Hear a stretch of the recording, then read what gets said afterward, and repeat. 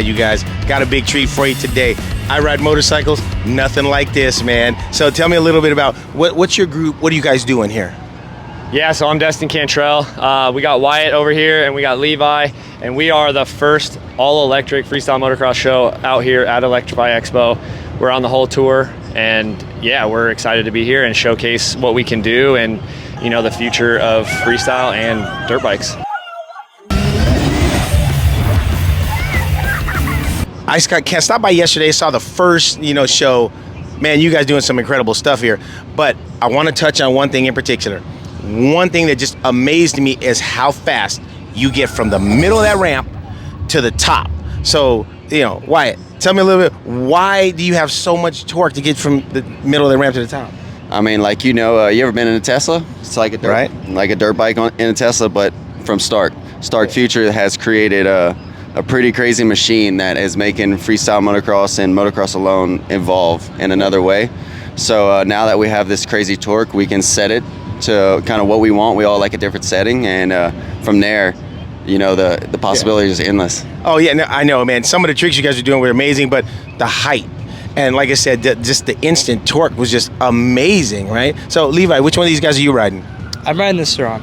So it's a smaller profile bike, smaller battery, smaller wheels, everything. It definitely has a lot less power than the Stark, but it's barely got enough from the 90-foot run-in that we have to clear the ramp that we're hitting right now. Yeah. Well, I'm gonna have part of the show, pretty much. I'm gonna have to argue with you on that, because when I saw it yesterday, dude, you flew farther than everybody else. I mean, and I get it, it's a lot lighter, but the power to weight ratio has to be equivalent or better than the bigger bikes. I think it just looks a lot bigger because how small the bike is, like in the air, and I'm pulling a lot harder than they are compared to the amount of speed they have, but for sure the bike that looks smaller just looks like it's going way bigger. Yeah. Well, I don't know. Okay, Destin. All right, man, we got to talk to the big ticket here, man, because now my understanding is that you pull this group together, right? So what was the thought process behind getting this group of guys together? Yeah, with just the electric world, there's not too many guys on these bikes yet, and so there's not a lot of guys to choose from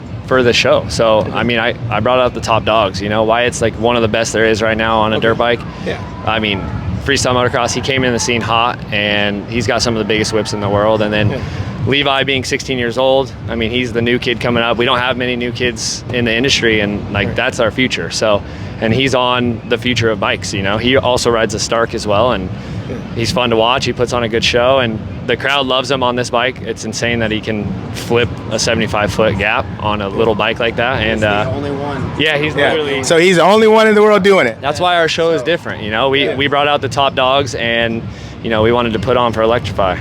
Yeah. Well, no question on that. But now I got to ask you. Okay, so since I've been old enough to walk, I've been riding a motorcycle, and my first experience on anything electric was an Alta.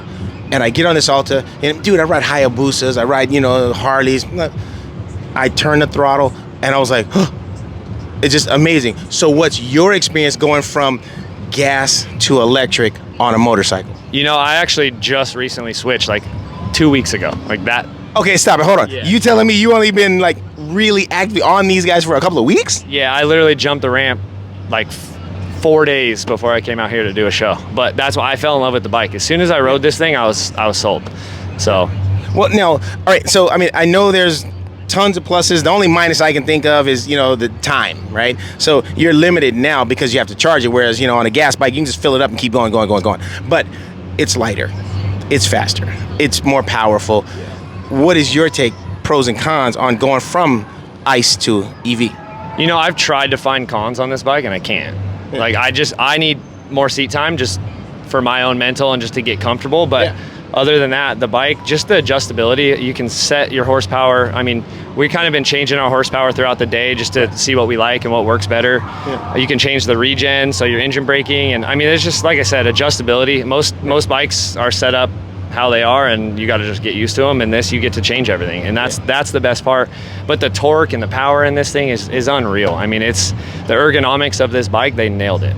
Okay, now we're going to touch on some of the features that you talked about, like adjustability is one.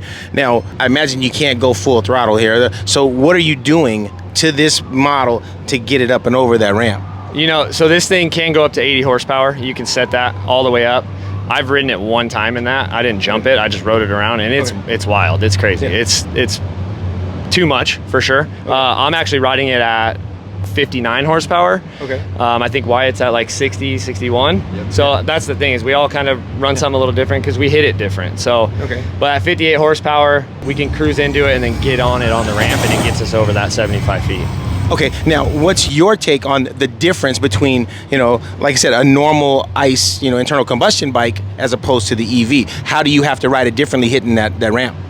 I kind of tell everybody, when you're at this level too, our minds, like, you're better than you think.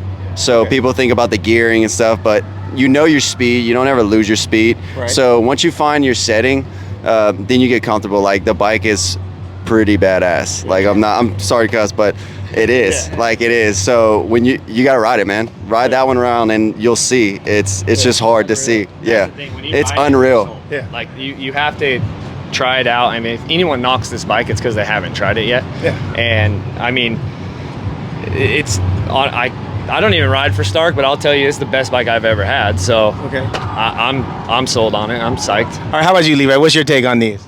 I love it. I have one at home right now.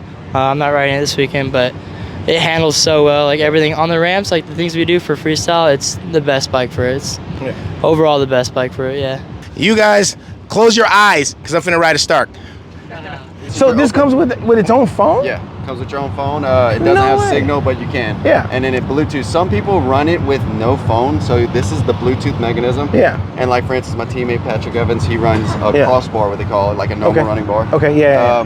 But it doesn't tell you, like, so right here. And so you just clip it in and boom. Clip it in. Right now, you turn it on, you're in neutral. Okay. Like a dirt bike or a motorcycle, you go to first gear, boom, you're in first.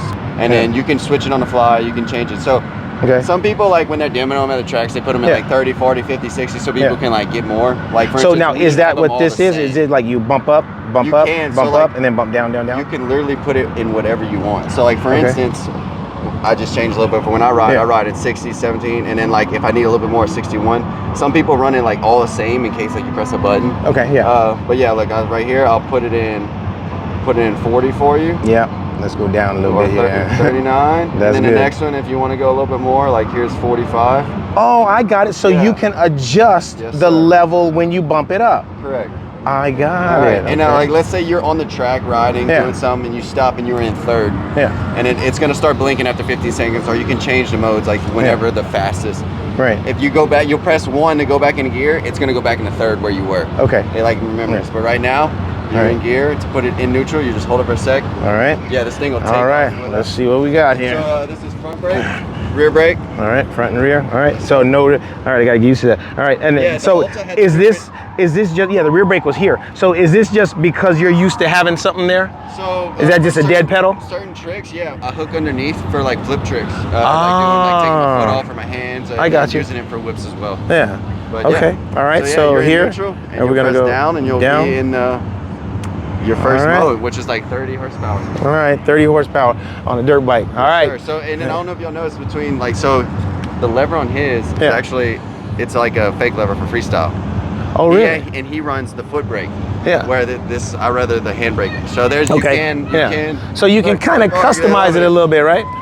Yeah. Okay. Yeah, you can. It comes with different options and go. I like it. All right. We're moving. All right.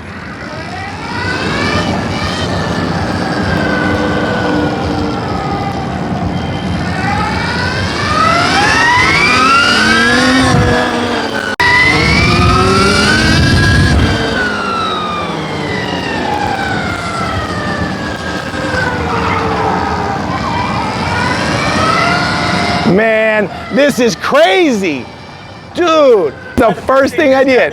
Front brake on accident. Yeah. There's no back brake, not realizing it's Yeah, no, because and in my mind, this is the clutch, right? Yeah. So yeah, no, it's totally. But dude, this thing, and okay, I totally expected the power, but the balance on this thing. Oh, they do turn the best. Everyone's they turn, like, really good on the track. Geometry and stuff. Dude, man, I'm gonna take one more lap, and then I'm gonna take one more lap too. I'm good on it too. All right, here we go. All right, let's see. So now I went up to 2.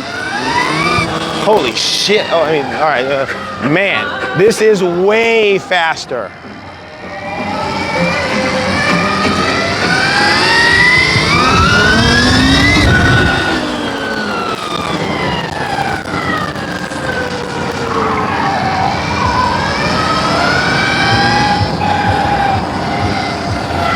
You know what?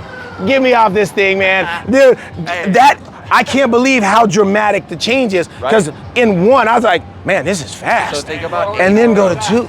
I can't even imagine 80 horsepower. Like you said, I've only rode it once in 80. Like you, I'm going like 30 feet. And I'm like, this is. No, like literally. It's like a RC car. I'm not even trying to. I'm actually leaning forward, and it wants to pick the front wheel up off the ground just at a roll onto the throttle. Hey, Yo, it's wild, bro. Holy. At like 80 miles an hour, that thing will still want to. Yo, yeah. Yeah. When people run them, like when you put people run them at like 80 horsepower and like do burnouts like going 50, 60 miles an hour. It's wild. Well, you know what? I can totally see this being dangerous. Now, if I was you guys' age, check this out. I'd be hurt all the time, dude. Here. No, like you don't have to stay if you want. Right. But like this is what happens when people want to put it into high mode.